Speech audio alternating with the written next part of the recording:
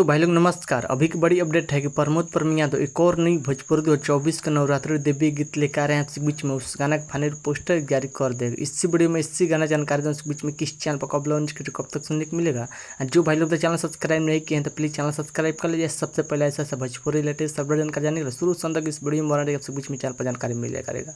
जी बता दें कि प्रमोद परम तक नवरात्रि 2024 के देवी गीत का गाना टाइटल है फूल के डलिया बा। फूल के डलिया बा इस सॉन्ग को गाए हैं सिंगल प्रमोद परम यादव गाना गाए हैं। यह गाना भोजपुरी फैन से कुछ रुपया मिलेगा। बहुत बेहतरीन कमाल का देवी गीत गाना होने वाला है जिस गाना का टाइटल है फूल का डलिया बा। इस गीत का बात करें तो गीत को लिखे हैं जापान गाना लिखे हैं और म्यूजिक दिए हैं BS चौहान म्यूजिक संगीत है। बहुत बेहतरीन कमाल का गाना होने वाला है। ये गाना भोजपुरी फैन से खूब रुपया मिलेगा और इस गाना प्रोड्यूसर का रिटर्न कुछ में आ गया है यानी कि फूल का डलिया बा यानी कि कल सुबह 28 तारीख सुबह 6:15 में गाना एक फिल्म यूट्यूब चैनल पर आपसे बीच में देखने सुनने को मिलेगा। एक बार गाना सुनने का बहुत बेहतरीन कमाल का जबरदस्त भक्ति देवी गीत 2024 का गाना होने वाला प्रमोद परम यादव। इस वीडियो में देखने प्रमोद परम यादव और दिव्या यादव वीडियो सॉन्ग देखने को मिलेगा। एक बार कल गाना सुनिएगा। जितनी प्रमोद परम यादव फैंस चाहने वाले फैंस से कल एक बार गाना सुने दूर प्यार दे दीजिएगा। ऐसे तो प्रमोद परम देख से एक बड़ा गाना लेकर आ रहे हैं बीच में देवी गीत।